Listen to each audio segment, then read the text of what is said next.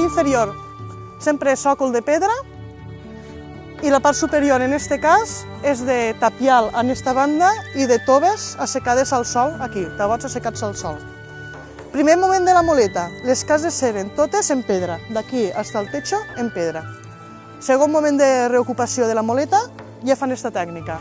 Sòcol de pedra, que és el que ens trobarem tot ara nosaltres, és la fonamentació, bàsicament, està molt mal conservat, i la part superior eren tabots. Al destruir-se i tot, els tabots, la terra que hi ha a l'hora d'excavar, és el que els arqueòlegs estem traient per descobrir les restes. Part superior és un embigat. L'argamassa de les pedres, aquí és el mateix. És fang, argila, en una gran concentració de ferro, perquè després ajuda a que s'aguanten bé els materials entre si. És fang i calç, una miqueta de proporció de calç, molt poca.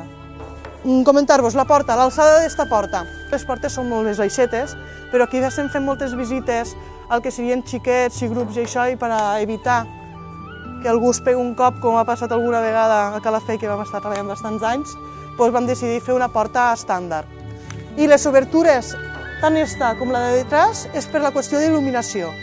Les obertures originals ibèriques serien menudes, com esta, i les altres dos són per a que la gent pugui veure tota la decoració interior sense necessitat de ficar un fil de llum ni res. Podem anar passant? Vam fer, perquè es veigués que utilitzaven les canyes, o sigui, tots són elements que tenim al voltant a la natura per fer les cases. Vam fer un encanyissat i damunt de l'encanyissat veu que hi ha les fustes, però damunt les fustes sí que vam ficar la cobertura, que seria en fang i palla. La palla ens ajuda a que el fang sigui més mal·leable i no rebente tant, no hi ha tantes fissures. Al no haver fissures, doncs no hi ha goteres. Aquí teniu la representació del que seria un telar per a fer els teixits, i per a fer un telar el que necessitem és llana, el procés d'elaboració. Això podeu agafar tot, vos ho aneu passant. És llana d'ovella, que se tenia que esquilar l'ovella, cardar la llana, i llavors feien les fuselloles, el fil. Una vegada s'ha fet el fil, ja es pot començar a tramar tota la trama del teler i fer la túnica o les mantes o el que fes falta. A la part inferior vam fer una reconstrucció del que són els pondos, els pesos. Els pesos de telar, que s'han documentat, per exemple, a Sant Jaume Mas del Serrat vam trobar una habitació que n'hi havia 125 pesos només una habitació, i tots agrupats. Els pondos han d'estar cuits. El problema que hem tingut aquí a fer la reconstrucció és que el forn que teníem, este és petitet, el que hi ha fora, que veurem després és de pa, però el que vam intentar fer-lo nosaltres, la ceràmica, si no, la temperatura no la vas aconseguint poquet a poquet i vas pujant cada hora 100 graus, 100 graus, 100 graus durant 8 hores seguides, i després fas la curva cap a baix, va petant. Si puges massa de cop la temperatura o baixa massa de cop, se trenca. Entre les proves que vam fer en ceràmica,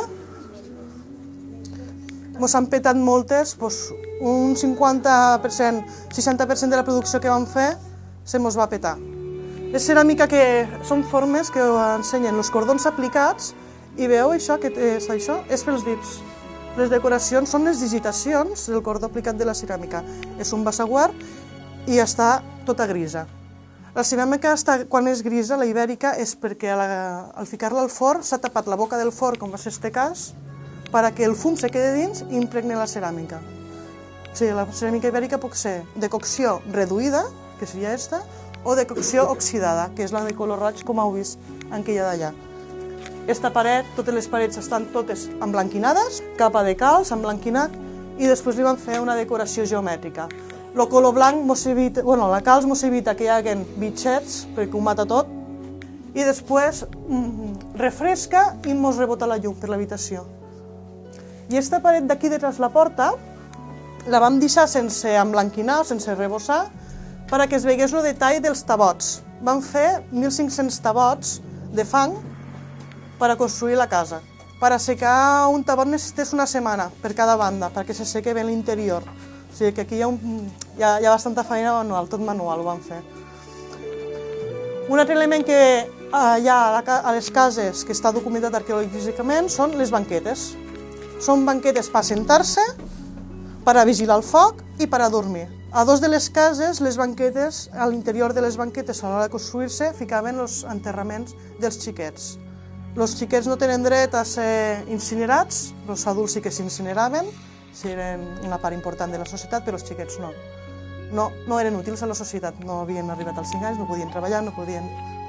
I els crios, els crios, se ficaven dins la casa. Era una forma de ritual per demanar als déus prosperitat per al pròxim embaràs o per a la pròxima collita.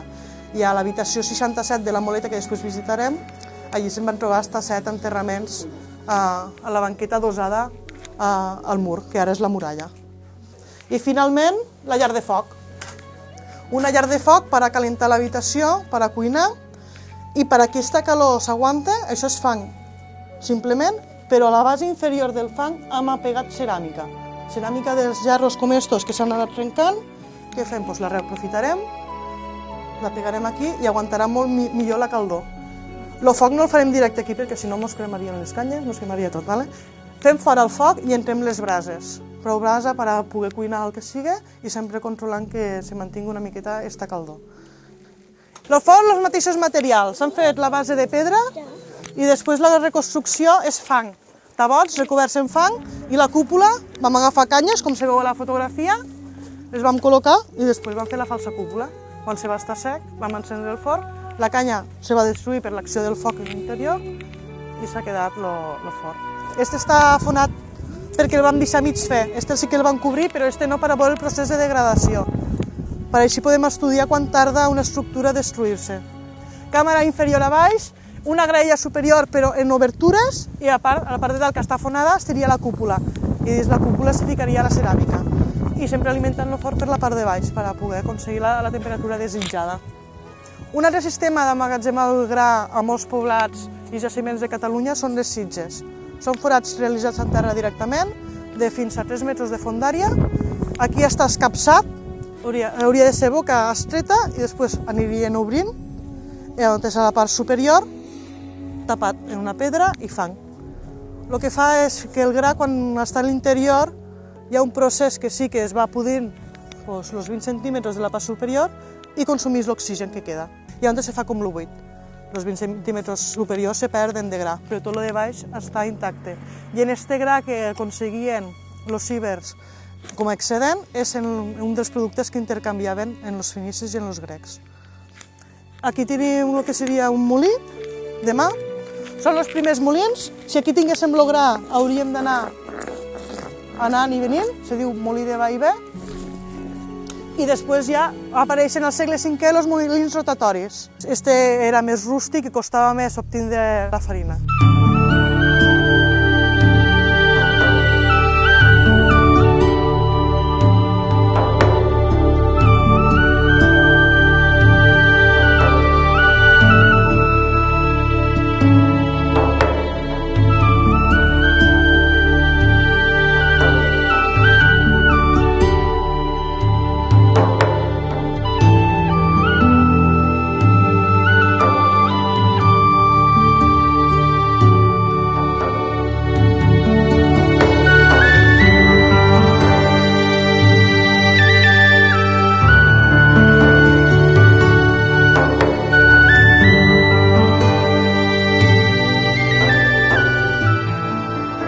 Inferior de la muralla, segons les pedres que estan més irregulars, no estan quasi lligades, la part superior sí que estan lligades.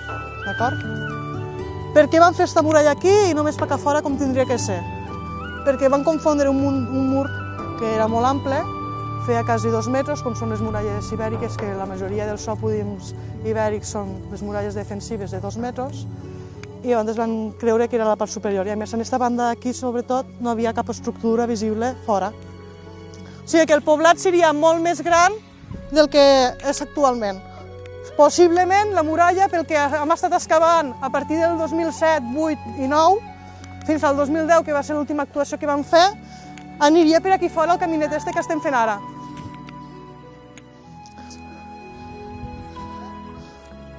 Aquí hi ha un altre mur que baixa, o sigui que hi ha un barri sencer fora muralla. La hipòtesi que treballem ara és que no estigués fora de la muralla, sinó que la muralla passava, però l'estem caminant nosaltres. I aquests barris s'anaven a morir pel sector on caminem. Ara, quan passeu per aquí, Si sumeu este mur més este d'aquí, això és el que ens queda de la muralla, d'un tram de muralla, que és esta amplada. I això que surt d'aquí fora, aquí havia una torre de defensa, de cara a Penyíscola.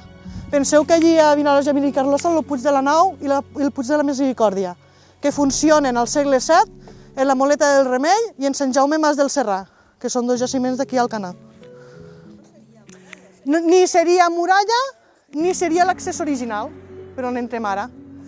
Això segurament seria el camí del carrer, on està la muralla, per a donar circunvalació al carrer per arribar a la plaça principal. O sigui, aquí hem d'imaginar un carrer, aquí un barri, carrer i un altre barri, que és per on entrarem ara. Són murs que estan molt junts. Fixeu-vos que això ja és la roca mare, o sigui que el que ens queda de la Moleta és gairebé la fonamentació de les estructures, i sobre aquests murs hauria d'haver una plataforma o alguna cosa, i serien els magatzems de gra. Us he comentat que el gra era un producte que era excedentari i gràcies a aquest gra vam poder començar a tenir una economia en els comerciants fenicis. D'acord? O sigui, tenim aquesta habitació, però aquí hi ha una altra, aquest tipus d'estructures. I més per acabant, en tenim una altra, o sigui que la Moleta del Remei se considera un poblat d'emmagatzematge d'aquests excedents, mentre que Sant Jaume Mas del Serrà seria la residència del cabdill que controlava tota l'economia d'aquest poblat. Aquí tenim un barri, primer moment d'ocupació, segle VII.